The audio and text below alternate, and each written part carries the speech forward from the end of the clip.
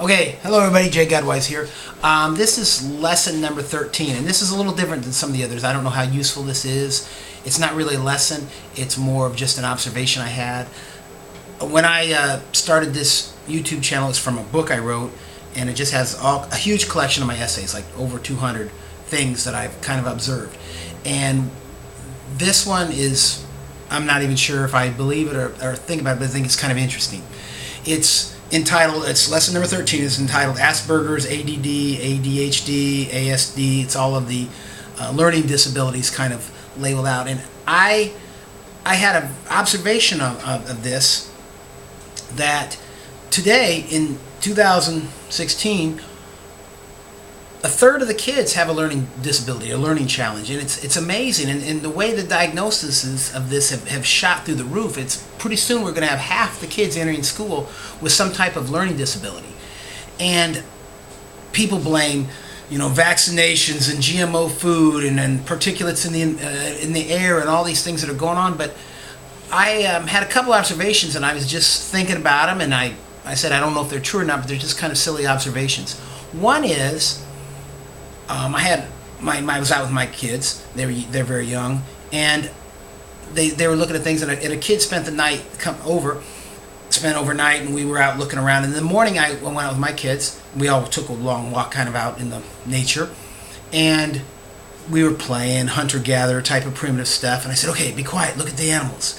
Look at the trees. Look, we have to hunt. We're going to find something."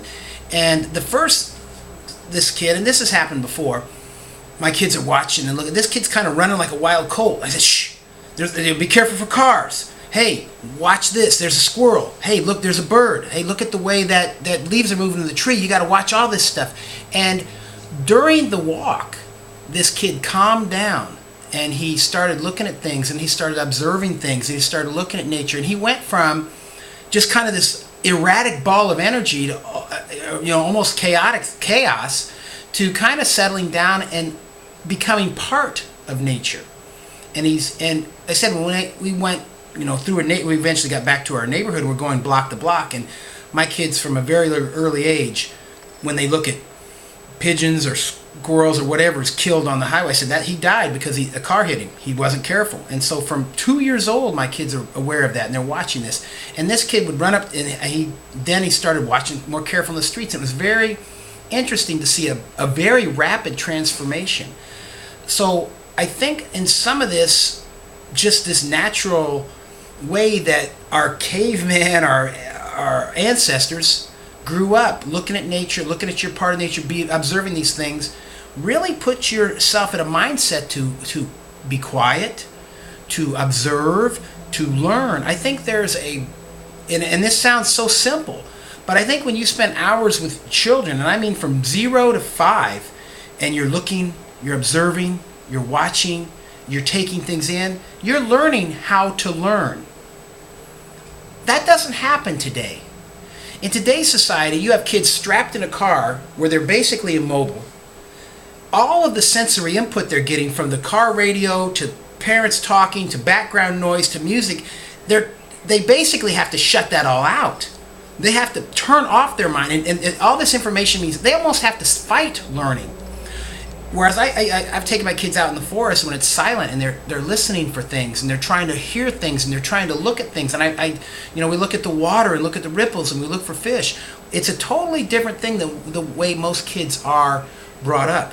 And so I started thinking, I said, wow, because the transformation in this kid, and I've had other kids spend the night with my kids, and it's really pretty amazing. My kids can sit and watch. They'll get up in the morning and go out an hour before the sun comes up, and they'll watch the sun come up and see the night flowers, and they've got very good powers of concentration. And I don't think that's anything because of their food or because of vaccinations. I think a GMO. I think that's kind of the way kids were raised, in the past. And I think now in modern times we don't do that. And I'm wondering, I'm not saying anything that this is the way it is. It's just kind of an observation that I had. So I'm going, wow, I wonder if some of our learning challenges on kids coming in is because they're not trained to learn. In fact, they're almost trained to disregard and not pay attention to all these inputs. So that's one thing. The next thing is, it's kind of important, is there's no sense of real belonging. I kind of play with my kids. I say, okay, they love to play hunter-gatherer. They'll go out and they'll collect coconuts, and they'll go and they love to bring those back and crack them open. They'll go collect bamboo and we'll make something. They really like to be useful. I've seen those Thomas the Train cartoons. You know, you're really a useful engine. And my kids go collect eggs, and they love to go see if the chickens have laid eggs. And my 5-year-old now, every day he loves to bring in the eggs, and we'll cook them and eat them. It's a real sense of belonging. It's a sense of purpose. It's a sense of what I do matters. And I think that is a huge foundation that we can give to kids. The things I do matter. Part of some of the learning challenges of people is it doesn't matter if I study. It doesn't matter.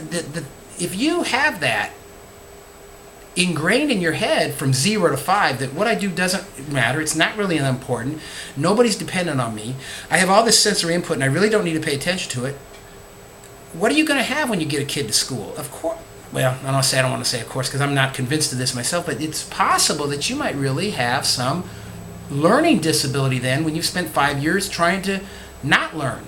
And what I don't do isn't important. A third thing that I've noticed that I think is very upsetting to kids and doesn't build a strong foundation for them is when they don't have any confidence in their parents. And this is, I've seen this all over. You can go to a mall, you can go to the beach, you can go on a street. I saw a kid, I forget if it was at a park or it might have been at a water park. I don't remember exactly, but I've seen 100 examples of this.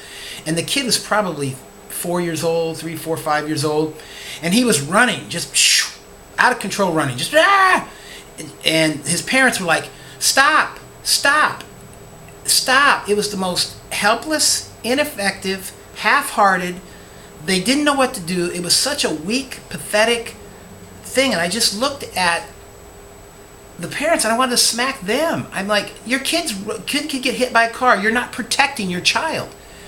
And I thought, that kid has got to be thinking, oh my God, these are the adults that are in charge of me. These are the strong people that are supposed to protect me and keep me safe from the whole world. A kid has to know that their parents are smart, strong, will protect them. We have a lot of parents that are not in charge of their kids. And I don't mean in an abusive way. I mean in a confidence-inspiring way. If someone is a great leader and I have all the faith in the world, they have my best interest at heart and they're strong and they are in charge, I'm pretty happy.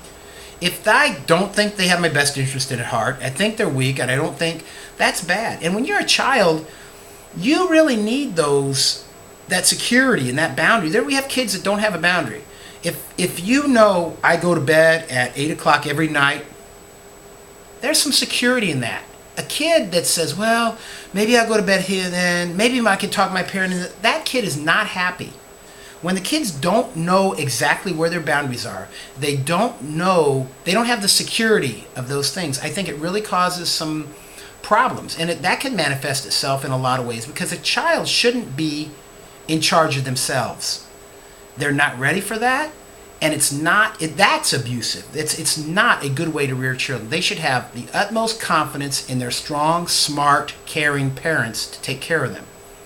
And so this kind of has a weird title. It's I don't know, I'll call it topic number 13. It's Asperger's, ADD, ADHD, all ASD, all autistic spectrum disorder, all these things that I look at these, and half the kids now have these. I mean, it's getting close to that.